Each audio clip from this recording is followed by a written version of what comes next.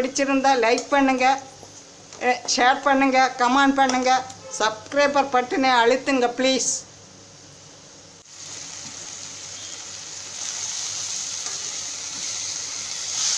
சிறுபயிறு கடாயில் எண்ணெய் ஊற்றி கடுகு போட்டு ஒரு வெங்காயம் குட்டி குட்டியாக வெட்டி அதை தாளித்து, அப்புறம் அரை டீஸ்பூன் மிளகாத்தூள், உப்பு போட்டு வேக வச்ச சிறுபயிறு,